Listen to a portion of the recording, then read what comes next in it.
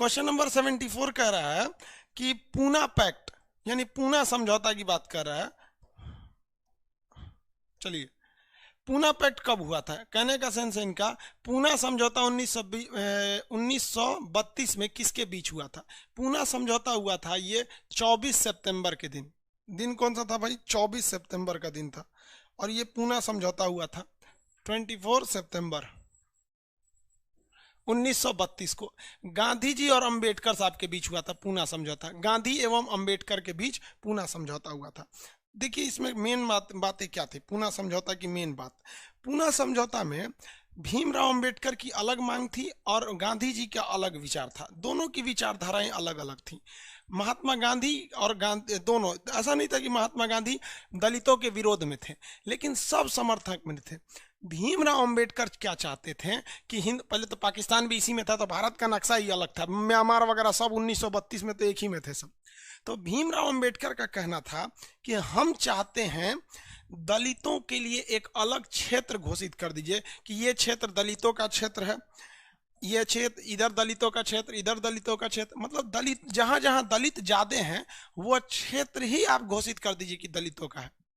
हमको लगभग आप 48 सीट दे दीजिए, हम दलितों के लिए खुश हो जाएंगे, हमको यहाँ पे दलित के लिए। लेकिन महात्मा गांधी जानते थे कि अगर दलितों को एक जगह बसा देंगे तो वहाँ केवल दलितों का वर्चस्व रहेगा। कहीं एक जगह में किसी एक जाति के लोगों को रहने से उसका वर्चस्व हो जाता है वहाँ पर।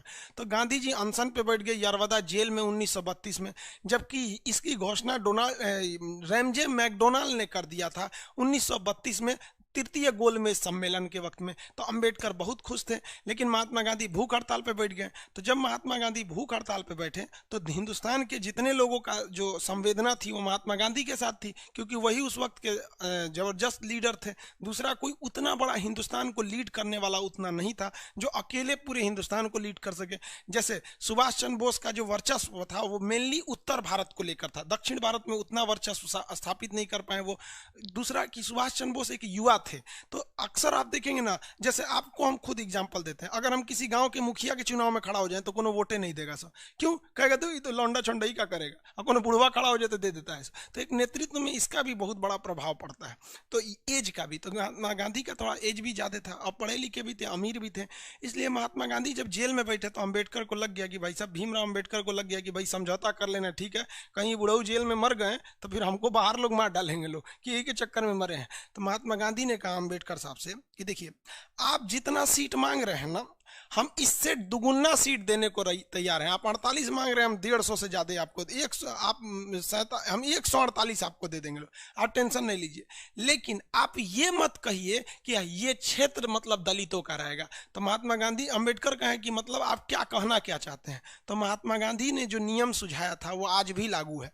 मतलब ये वाला एरिया दलितों के लिए है, ये एरिया दलितों के लिए, ये एरिया दलितों के लिए, लेकिन अगले साल ये एरिया दलितों का नहीं रहेगा। अब इस एरिया से दलित चुनाव लड़ेगा, अब इस एरिया से लड़ेगा, इस एरिया से लड़ेगा। तो आप लोग में भी देखिएगा, कभी मुखिया के चुनाव में क्या होता है कि इस बार महिला सीट हो गया तो अगली बार दलित सीट हो गया, अगली बार सामान्य हो गया, मतलब फिक्स नहीं रहता है, चेंज होते रहता है। तो महात्मा गांधी कहें कि हमको पूरे हिंदुस्तान के दलितों का, मतलब जो पिछड़े जाति के लोग हैं उनका ध्यान रखना है, इसलिए हम हर जगह कोशिश करेंगे कि कन्वर्ट करते करते उनकी सीटों को दिया जाए। तो अंबेडकर साहब रेडी हो गए, कहेंगे ठीक है। तो इसको कहा जाता है कि आरक्षण सहित संयुक्त निर्वाचन प्रणाली था। मतलब आरक्षण था और साथ में चुनाव लड़ना था, इस बार यहाँ, इस बार वहाँ, इस बार यहाँ, ऐसे दलितों का जो क्षेत्र था वो ट्रांसफर होते गया।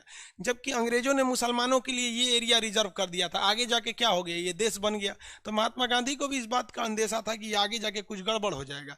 इसलिए महात्मा गांधी ने कहा कि भैया आपको आरक्षण देंगे लेकिन संहित चुनाव लड़िए। और जबकि पाकिस्तान में क्या था, यहाँ भी आरक्षण था मुसलमानों को, लेकिन चुनाव क्षेत्र कैसा था, पृथक था, अलग था। यानी उसका चुनाव क्षेत्र अलग था, पृथक निर्वाचक मंडल था। और दलितों के लिए कौन सा निर्वाचक मंडल दे दिया गया? संयुक्त निर्वाचन, जबकि मुसलमानों के लिए पृथक था। दोनों में अंतर समझ में आ गया। महात्मा गांधी से यह समझौता दो लोगों ने कराया था, तेज बहादुर सप्रू और मोतीलाल नेहरू। ये दो लोगों की महत्वपूर्ण भूमिका थी इनके समझौते कराने में। इसमें ऑप्शन बताएंगे कौन सा होना चाहिए। ऑप्शन नंबर इसमें होना चाहिए ये, महात्मा गांधी 24 सितंबर 1932 को तेज बहादुर सप्रू और नेहरू के बीच में हुआ था। मोतीलाल नेहरू ने इसमें समझौता कराए थे। मोतीलाल नेहरू नहीं, जवाहरलाल नेहरू, मोतीलाल नेहरू बोल दिए। तेज बहादुर सप्रू और जवाहरलाल नेहरू ने अंबेडकर साहब और गांधी जी के बीच में समझौता कराया था। अब गांधी जी को लगा कि भीमराव अंबेडकर बड़ा मतलब दलित कार्ड खेल रहे हैं कि हम दलितों के साथ हैं, तो महात्मा गांधी ने ना कहा कि ये काम करते हैं, दलितों को हम अपने फेवर में लेते हैं। तो महात्मा गांधी ने कहा दलितों को कि रे भाई, अंबेडकर साहब तुमको दलित बोलता है, बोलो कितना गलत बात है, तुम लोग दलित थोड़े हो, तुम लोग भगवान के भेजे हुए लोग हो।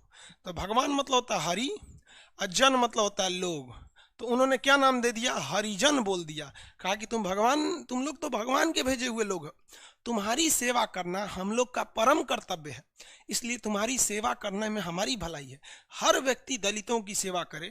इसलिए महात्मा गांधी ने आंदोलन चला दिया कि दलित सेवक संघ मतलब हरिजन सेवक संघ। तो हरिजन, दलितों का नाम क्या रख दिया महात्मा गांधी ने, हरिजन नाम रख दिया। तो हरिजन सेवक संघ यानी भगवान के जो भेजे हुए लोग हैं उनके। तो जो हरिजन लोग थे यानी दलित लोग, वो खुश हो गए, कहीं कि भाई भीमराव अम्बेडकर से तो महात्मा गांधी हैं, सब महात्मा गांधी की ओर हो गए सब। भीमराव अम्बेडकर जैन धर्म बौद्ध धर्म अपना लिए, कहीं कि बड़ी टफ है ये सब बात, राजनीति बहुत टफ होता है यहाँ पे। तो महात्मा गांधी हम अम्बेडकर के बीच, ऑप्शन नंबर कौन सा होगा, ये हो गई है। नेहरू इन लोग के बीच में नहीं हुआ था। ऑल इंडिया मुस्लिम लीग के संस्थापक कौन थे, अब बताएंगे ये कौन होंगे इसके संस्थापक। आगा खान एवं सलीमुल्लाह खान के सहयोग से 1906 में ढाका में हुआ था। इसकी स्थापना कहाँ हुआ था, ढाका में हुआ था। इसकी स्थापना किसने किया था पता है, मिंटो द्वितीय स्थापना में सहायता किसने किया था, मिंटो द्वितीय। और ये मिंटो को भारत में दंगा फसाद यानी सांप्रदायिकता का जनक कहा जाता है, क्योंकि ठीक इससे 4 साल बाद यानी 1909 में इसने मुसलमानों के लिए एक अलग क्षेत्र घोषित कर दिया 1909 में, जो आज पाकिस्तान के नाम से जाना जाता है। तो पाकिस्तान की नींव असल में 1906 में मिंटो द्वितीय ने ही रख दिया था, लेकिन किसी को खास समझ में आया नहीं था। ये महात्मा गांधी को समझ में आ गया था, इसीलिए उन्होंने यही चाल, जो मिंटो चला था वही चाल दोबारा वो दलितों के नाम पर चलना चाहते थे, जिसलिए उन्होंने सफल होने नहीं दिया। तो इसमें आगा खान हो जाएगा। 1906 में स्थापना ढाका में किया था। मोहम्मद अली जिन्ना, तो ये आगे जाके मुस्लिम लीग के अध्यक्ष बने थे और बहुत ही प्रखर अध्यक्ष बने थे, बहुत आगे ले गए थे मुस्लिम लीग को। भाई मौलाना मोहम्मद अली अलग है, ये मोहम्मद अली जिन्ना है। अगला देखिए, गांधी इरविन समझौते पर हस्ताक्षर कब हुआ था, ये पिछला दरोगा का क्वेश्चन है। 5 मार्च 1931 को, 5 मार्च 1931 पिछला दरोगा का ये क्वेश्चन था। देखिए ये इनके बीच में समझौता क्यों हुआ। आज मेरी आवाज कुछ भारी भारी लग रही होगी, गला बज गया है मेरा, तबीयत गड़बड़ है। अब देखिए, महात्मा गांधी जो थे वो आंदोलन करना चाहते थे, तो आंदोलन करने के लिए वो 1930 में महात्मा गांधी ने इरविन को एक 12 सूत्री मांग दे दिया। कहा कि भाई इरविन तू हमारा ये बात मान ले। इरविन कहा भाग रे, तो हम बात ना मानेंगे, हमेशा तू आंदोलन करता है। तो महात्मा गांधी ने क्या किया, आंदोलन कर दिया, और इन्होंने डांडी आंदोलन किया, पैदल आंदोलन पे निकल गए। जितने पैदल निकले उतने बवाल होने लगा। डांडी नामक स्थान पर पहुंचे, ये नीचे डांडी है, और यहाँ नमक कानून तोड़ दिया।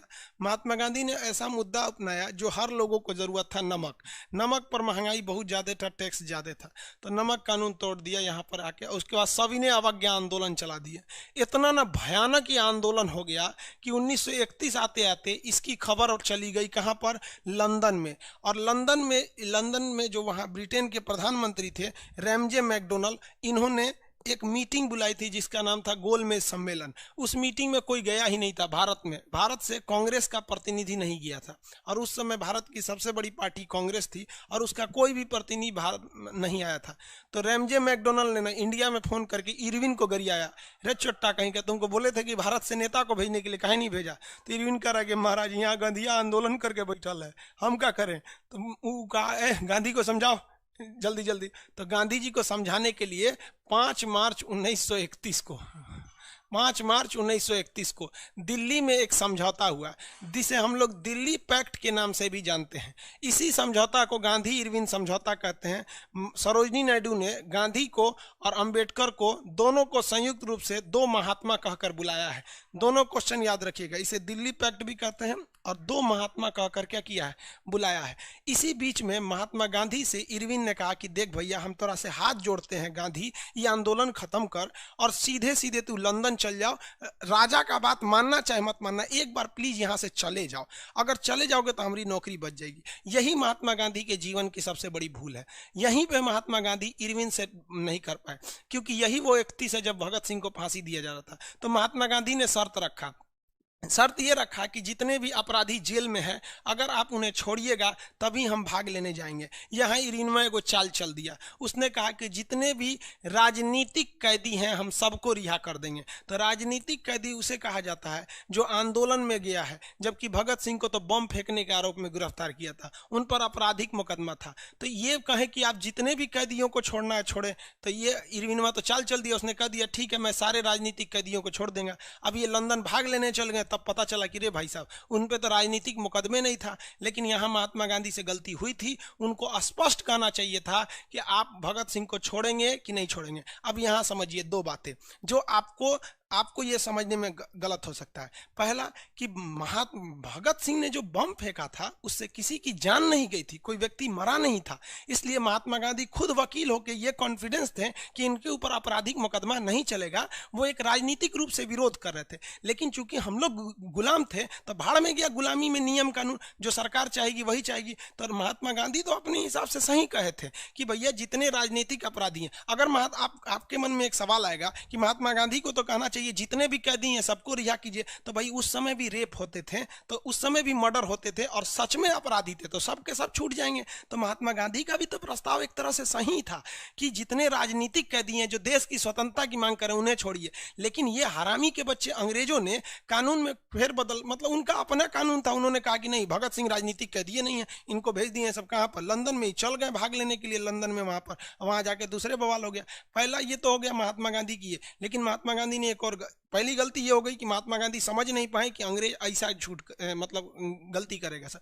दूसरा कि महात्मा गांधी लाख चिल्ला लेते सब ना या कुछ भी कर लेते, अगर अंग्रेज चाह देते सब कि हमको किसी को फांसी देना है तो दे देते सब, आपके बहस से कोई मतलब नहीं रखता है, क्योंकि जज तो वही थे, अल्टीमेट फैसला उनको देना था, आप कुछ नहीं कर सकते थे। आप अगर इसका एग्जाम्पल देना चाहेंगे तो खुद 1942 में महात्मा गांधी की हत्या का प्लान अंग्रेजों ने कर दिया था। महात्मा गांधी जब आमरण अनशन पे बैठे थे 1942 में भारत छोड़ो आंदोलन में, तो अंग्रेजों ने स्पष्ट कर दिया था इस बार हम आपको नहीं देंगे खाना पीना, और महात्मा गांधी को 14 दिन तक खाना पीना नहीं पूछा था, बेचारा अपने से खाना खाए थे, जान रहे थे कि हमरे टपका देगा भगत सिंह के साथ। लेकिन कुछ भी कहिए, जब भी इतिहास लिखा जाएगा महात्मा गांधी का ये बात काले अक्षरों में लिखा जाएगा कि आप लंदन से पढ़ के आए, वकील बन के आए, बैरिस्टर बन के आए, आपका यही काम था कि सरकार कैसे कानून का खिलवाड़ करेगी। जब आप नहीं समझ पाए तो एक आम आदमी क्या समझेगा इस देश को। तो कहीं ना कहीं ये महात्मा गांधी की गलती थी। अगर हम ये कहते हैं कि नहीं महात्मा गांधी 100% निर्दोष थे तो ये गलत है। यहाँ 50% जिम्मेदार अंग्रेज थे और 50% जिम्मेदार महात्मा गांधी था। लेकिन महात्मा गांधी को भी ये नहीं पता था कि जो भगत सिंह जो बम फेंके हैं वो खाली कुर्सियों पे फेंके थे और खुद अपनी गिरफ्तारी दिए थे कि हमें गिरफ्तार कर लीजिए, इंकलाब जिंदाबाद बोलकर। तो महात्मा गांधी खुद एक वकील थे। जैसे मान के चलिए हम और आप वकील नहीं है, लेकिन कम से कम इतना तो जानते हैं कि हम कहीं बम फेंक देंगे और अगर किसी की मौत नहीं होगी तो फांसी की सजा नहीं होने वाली है। जैसे हम एक और आप कानून एक अमूमन यही जानते हैं, फांसी तभी होता है जब हम किसी की जान ले लें। हम किसी को गोली मारे, अगर बच भी गया तब भी फांसी नहीं होगा हमको, क्योंकि फांसी के लिए एक बहुत बड़ा क्राइम होना चाहिए। तो गांधी जी को यह समझने में भूल हो गई कि भैया ये, लेकिन भूल हो गई किस काम के, आप वकील थे यहाँ पर, लेकिन इतिहास तो आपकी भूल को माफ करने के लिए नहीं बैठा, आपकी भूल को भूल कह के इतिहास दोहराते रहेगा। और यहाँ जब जब आएगा, जब भी भगत सिंह को प्यार करने वाले इस देश में रहेंगे, तब तक गांधी को यहाँ पर केवल इस गलती के लिए गाली सुनना ही पड़ेगा। हम महात्मा गांधी के केवल ये देखिए, हम हो या दुनिया का कोई हो, महात्मा गांधी का यही एक गलती था जीवन का, बाकी कोई गलती नहीं था महात्मा गांधी का। ये बड़ी गलती, बाकी जीवन में इंसान है तो गलती करेगा ही करेगा। तो आप समझ में आ रहा है। तो यहाँ पर गांधी इरविन समझौता क्या था, आगे बढ़े, कब हुआ था? 1931 में महात्मा गांधी इरविन के बीच हुआ था। हाँ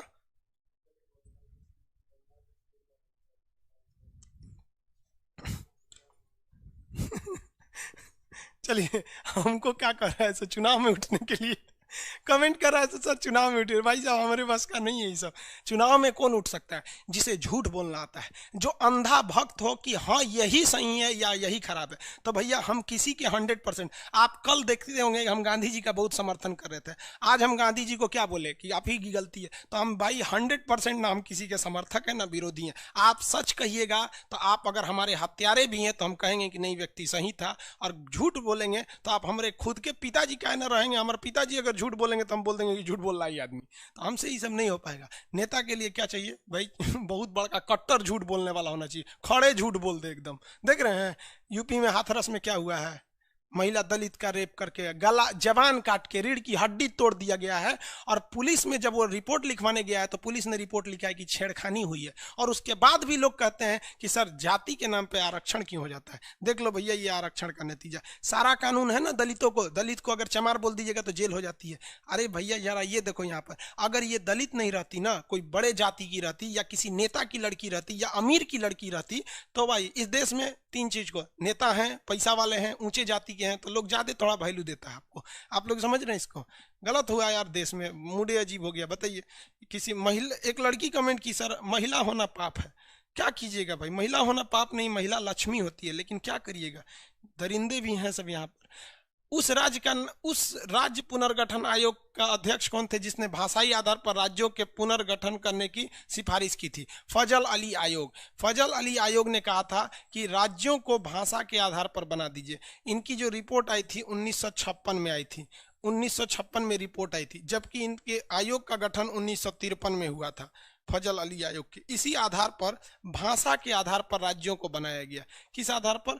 भाषा के आधार पर बनाया गया राज्यों को। जैसे बंगाली बोलने वाले के लिए बंगाल, गुजराती बोलने वालों के लिए गुजरात, मराठी बोलने वालों के लिए महाराष्ट्र, इस तरह से बनाया गया था। हालांकि इससे पहले एक एसके धर आयोग थे, उन्होंने कहा था कि इस तरह से भाषा के आधार पर नहीं बनाइए, लेकिन इन्होंने कहा, और अल्टीमेट ये सही भी साबित हुआ।